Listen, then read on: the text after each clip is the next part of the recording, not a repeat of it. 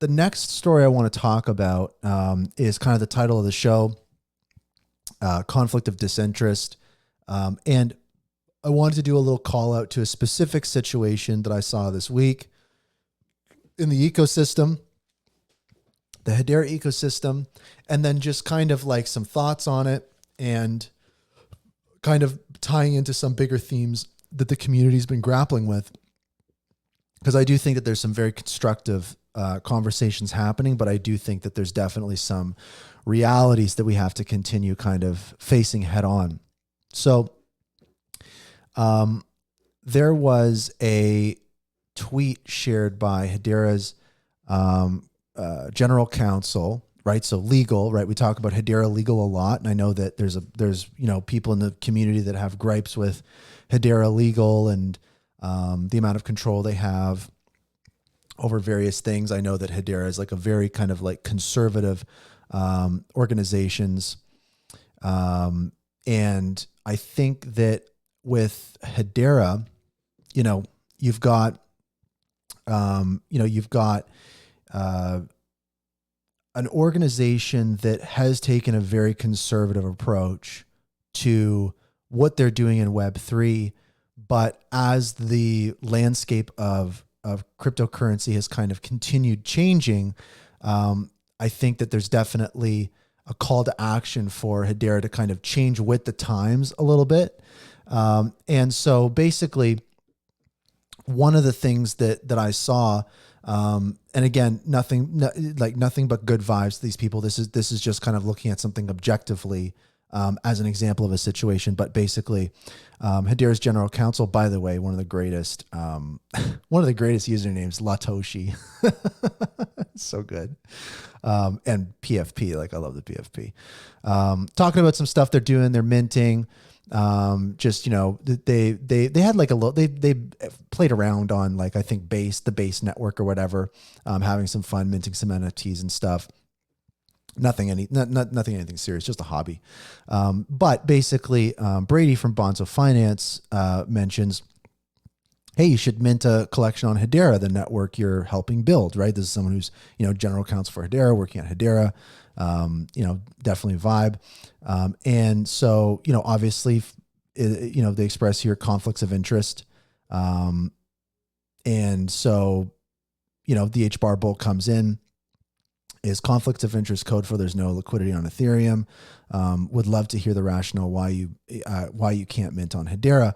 And this kind of got me thinking, and we've got Patricia here from Centex. It looks like, they have no plans. I think there was an impression here that like, this guy's like doing some major NFT project or something. It sounded like they were just playing around on the base network. But again, I think this is kind of the thing here of like conflict of interest. And for me, I kind of go like, well, now again, we're talking about someone in the legal department at Hedera. So it's, set that aside. But I think that it's kind of one of those things where it's like, okay, so what is the challenge? What's the blocker from someone on Hedera, working for Hedera, minting an NFT on Hedera, that they can go and play around and experiment on other networks, but for some reason, you can't do NFTs on Hedera. And again, nothing about this individual case, but we've kind of seen it a few different times. And we kind of look at it also within a bigger picture of, like I was talking about, like karate combat marketing. And in the community, I see tons of different discussions about, hey, why don't governing council members, why doesn't leadership, why don't these folks kind of use the products built on Hedera a little more and showcase those a little more? These are the products that generate revenue for the network. These are the products that are bringing people into the ecosystem. Enterprise isn't really yet utilizing the network that much.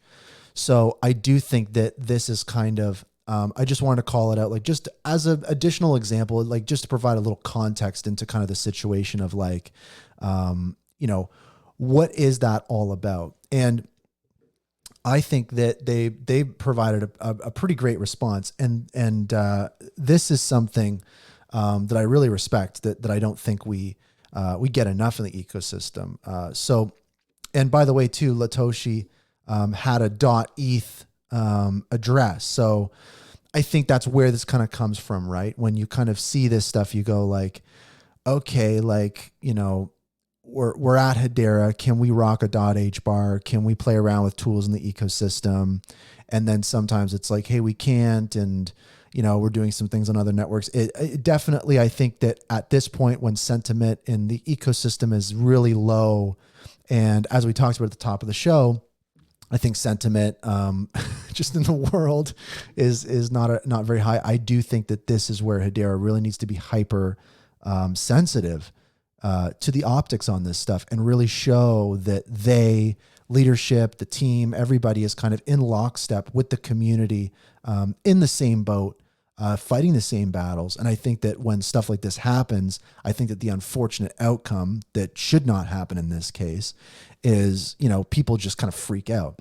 And I got to admit, like the first time I saw this, I was like, what are they doing? And then you take a minute and you think about it and you go, well, I mean, it's not actually that big of a deal. It's really more about optics. It's not so much about like, why is this person not doing this? Why are they not doing that? It's more so about understanding the situation, the backdrop of everything, like sentiment's low, price is low, blah, blah, blah. We've seen it all play out. It's been a rough couple months in the ecosystem. And so I think that this is an example of simple things that leadership and people at Hedera and all these organizations can do to really illustrate proactively that they are locked in with, with HBARbarians, and that they are kind of on that shared mission. And so this response was, really, really thoughtful. I appreciate this kind of dialogue in the ecosystem. And I think that this is really what it boils down to is, Hedera's general counsel said, I share Brady's perspective that I would love to see employees and other insiders feel more confident in their ability to build on and experiment with the network directly. Hopefully we can improve. And that's really what it's about. I mean, these are, at the end of the day, like there are just so many dynamite people at these organizations, and it just kind of gets you kind of thinking about what kind of issues do we face as a network. And as Rob Allen would say on kind of the Shark Bite bits on Brandon's show, Brandon's HBAR Bull show, fit for purpose, right? We talk about getting these things fit for purpose, these organizations fit for purpose. And so to me, I like this exchange, more of this, right? That what we see here is an interaction of the community with the literal general counsel of Hedera, and people coming together, right? Transparency, right? Communication, information sharing, coming together, taking away the .eth thing. And that's meaningful for people.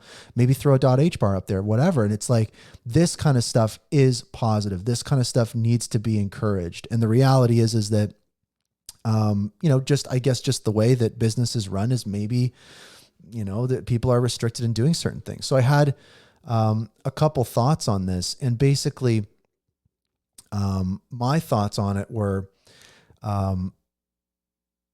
we can easily see these kinds of, conflicts of interest turn into conflicts of disinterest, right? Which basically means if we keep throwing up the excuse of Hedera not doing certain things due to like a conflict of interest or risks or legal concerns or whatever it may be, it can definitely slowly turn into something that's like really demotivating, discouraging, and kind of energy sucking for the community, because we really want to see, like, the community really will emulate the behaviors and actions of those at the top that we look to, right? Lehman and Mance. Like, I remember Lehman and Mance on Zoom calls, they would have like NFTs on their community NFTs on like their bookcase, and they would be like doing all sorts of different things. So that stuff really matters, right? That stuff really matters to the community. Like different members of, Swirlds and developer advocates and all sorts of different things. We even see folks like, Patches, working at Swirlds Labs now, Hashgraph, and, participating in these communities. And so I think that when we look at propagating more upwards the chain of leadership, the interaction with the network gets less and less. And so that's kind of like the question, I think, from the community that I'm observing is, why can't leaders champion these use cases in the ecosystem more and use them a little more? And, because some of these use cases are like funded by the ecosystem itself, like some of these, their own organizations are funding. And so for me, like you just think of as kind of like a startup. I think that, we have to remember that Hedera is not some kind of like Fortune 500 company. They are a small startup with a product in beta that they're offering, that enterprises are trialing and retail is grabbed onto and are finding success with. And so when you look at it from a startup stance, Hedera is like in a really dynamite situation. And the best thing that they can do is really get obsessed with the people using their network, generating them revenue, participating in those things. And it just seems like there is that wall, that kind of blocker from being able to do that. And you look at situations like this with Hedera's general counsel that loves interacting with Web3, but for some reason, again, there's a bit of that wall. What is that? And what can we do to kind of break that down and kind of come together on a lot more things? Because I think if Hedera can much more kind of embrace what's happening on the network, that's really going to be where things get exciting. And I think too, reading that, I don't know if people remember, well, of course people remember, and I talked about it on the show, but this letter that Charles Atkins wrote, the president of Hedera, right, spoke to a lot of these things, right? He spoke on a lot of these topics. He spoke on transparency and accountability. He spoke on the excessive compensation concerns.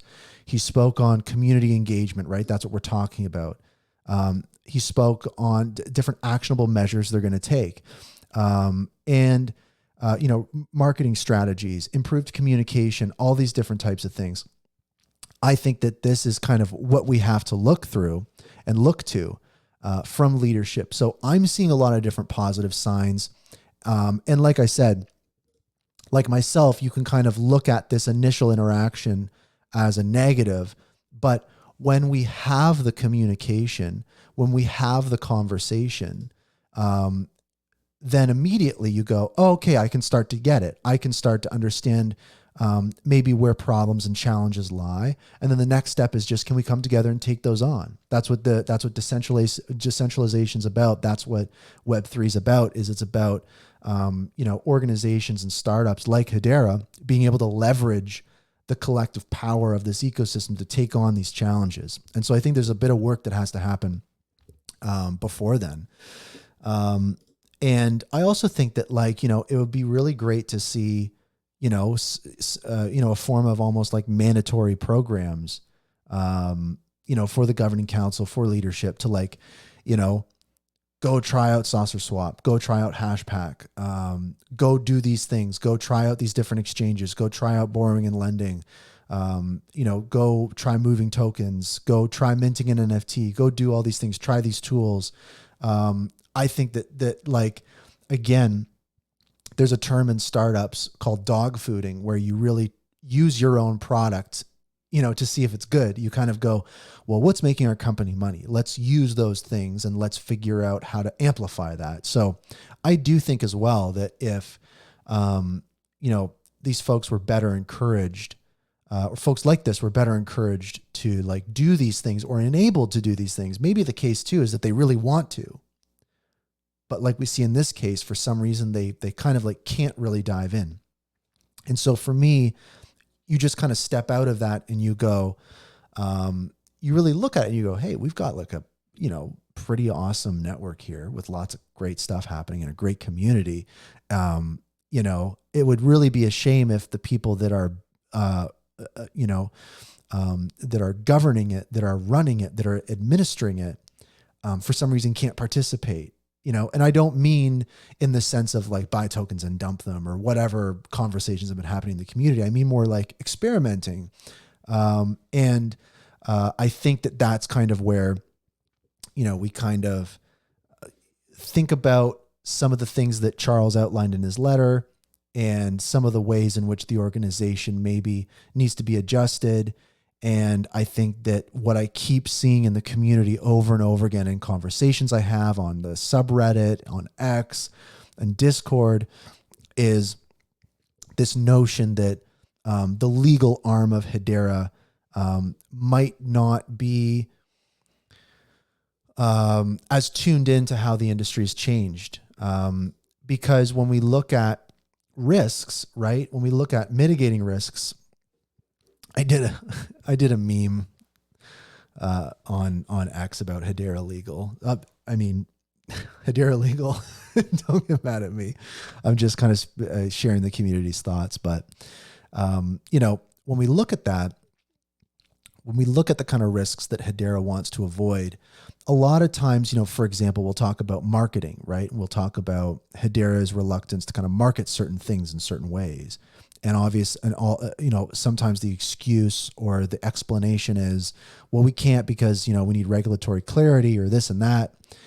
And I mean, the reality is now is like time marches on. And, when we look at all sorts of different articles, this is just one, like the SEC, when we look at cryptos like Solana and Ethereum and all sorts of different things, the SEC has really kind of taken it out of their targets.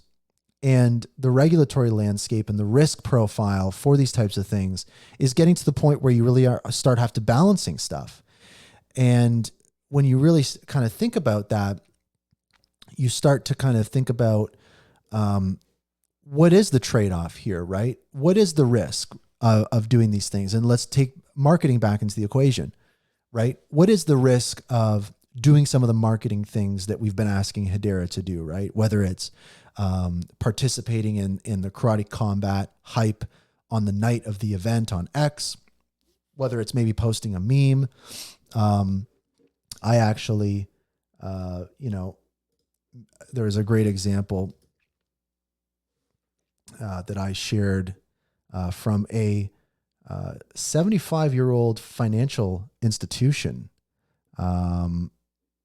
And again, this is Van Eck. This was a financial institution incorporated in 1955, and they're on X, and they just say, please, please, please stop dumping on us. And you can see the engagement. You can see the energy that this brings. This is really powerful stuff. This is the kind of stuff that enterprises want to see, right? When enterprises are building on other networks, when governing council members aren't building on other networks, as we see and sometimes complain about, the reason is that those enterprises want to see greater adoption of retail and user growth and stuff like TVL we talk about. And we talked about how TVL is not that important. We know total value redeemable. But that being said, we're starting to see like all sorts of shifts happening in the industry. And I think the community wants to see Hedera match up with those shifts and ride those waves, which I really dig.